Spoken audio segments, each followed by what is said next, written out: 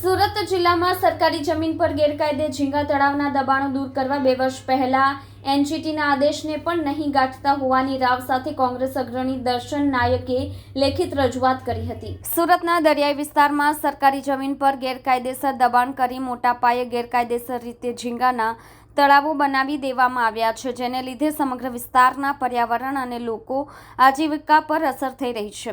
સુરત શહેર અને જિલ્લાના અનેક ખેડૂત આગેવાનો, જાગૃત નાગરિકો અને ખેડૂતો દ્વારા છેલ્લા કેટલાય વર્ષોથી વારંવાર રજૂઆત કરવા છતાં સુરત જિલ્લાનું વહીવટીતંત્ર આજ દિન સુધી સરકારી જમીન ઉપર ગેરકાયદેસર દબાણ કરી બનાવવામાં આવેલા ઝીંગાના તળાવો દૂર કરાવી શક્યા નથી। મોટાભાગના ગામોમાં સર્વે બાદ જિલ્લા કલેક્ટર સુરત દ્વારા એફિડેવિટ કરી કોર્ટને જણાવ્યું છે કે સુરત જિલ્લામાં આવેલા મોટાભાગના અંદાજે 80% તળાવો ગેરકાયદેસર છે અને જે સરકારી જમીન ઉપર દબાણ કરી બનાવ્યા છે, જે દબાણો આજની તારીખે સ્થળ પર જેમના તેમ છે અને ગેરકાયદેસર તળાવોમાં ઝીંગા ઉછેર પ્રવૃત્તિ ચાલુ છે। એનજીટીમાં 16/2020થી કેસ દાખલ કરવામાં આવ્યો હતો, જેમાં તારીખ 12/1/2022ના રોજ ચુકાદામાં એનજીટીએ ગેરકાયદેસર તળાવો સામે નિયમ અનુસાર કાર્યવાહી કરવાનો આદેશ આપ્યો હતો। તેમજ સુરત જિલ્લાના 84 અને મજુરા તાલુકાના ગેરકાયદેસર તળાવો બાબતે કેસ નંબર 57/2020 એનજીટી પુણેમાં દાખલ કર્યો હતો, જેમાં ચુકાદો તારીખ 7/11/22ના રોજ આવ્યો હતો। એનજીટીના ચુકાદા હોવા છતાં પણ આજની તારીખે તમામ સરકારી જમીન ઉપર ઝીંગા ઉછેર તળાવોમાં ઝીંગા ઉછેર પ્રવૃત્તિ ચાલુ છે। કેમેરામેન હકીમ શેખ સાથે વસીમ હાસમીનો રિપોર્ટ, આઝાદ ન્યૂઝ, સુરત। સુરત જિલ્લાના ઓલપાડ તાલુકો હોય, 84 તાલુકો હોય, મજુરા તાલુકો હોય, એ સરકારી જમીનો પર છેલ્લા ઘણા વર્ષોથી આ ઝીંગાના માફિયાઓએ સરકારી જમીનનું દબાણ કરીને લગભગ 5641 જેટલા તળાવો જે સરકારી રેકોર્ડ ઉપર આજે પણ ગેરકાયદેસર રીતે નોંધાયેલા છે। સ્થાનિક વહીવટીતંત્રે મામલતદાર હોય, ડેપ્યુટી કલેક્ટર હોય, 84 તાલુકાના મામલતદારશ્રી હોય, એને વારંવાર સામાજિક આગેવાનોએ, સરપંચશ્રીઓ, રાજકીય આગેવાનોએ વારંવાર રજૂઆત કરવા છતાં જેની જવાબદારી એમની જે જમીનના સાચા માલિક સરકાર છે અને સરકારના તરીકે એમની જવાબદારી છે, પરંતુ એ આજે પણ આ સરકારી જમીન ઉપર દબાણો યથાવત છે।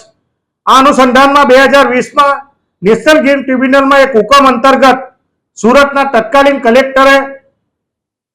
એક એફિડેવિટ કરીને જે સરકારી જમીનો પર દબાણ છે એમાં ઓલપાડ તાલુકામાં લગભગ 4000 વીઘા જમીન અને 84 તાલુકામાં અને મજુરા તાલુકા થઈને લગભગ 12000 સરકારી વીઘા જમીનો ઉપર આ ગેરકાયદેસર તળાવ આજે પણ યથાવત પરિસ્થિતિમાં છે। નવાઈની વાત એ છે કે માનનીય મુખ્યમંત્રી શ્રી મહેસૂલ વિભાગ દ્વારા એક પરિપત્ર બહાર પાડવામાં આવ્યો છે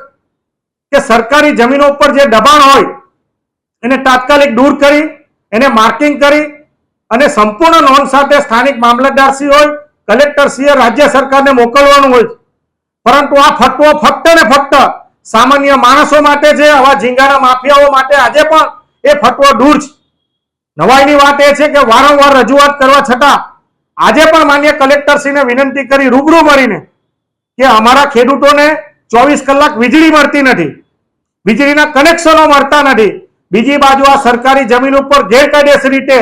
જીબીના અધિકારીના મેરાપીપણામાં, ઓલપાડ તાલુકાના મામલતદારના મેરાપીપણામાં, 84 તાલુકાના મામલતદારના મેરાપીપણામાં અને ડેપ્યુટી કલેક્ટરની રહેમ નજર હેઠળ આજે પણ આ સરકારી જમીનો ઉપર દબાણ યથાવત છે।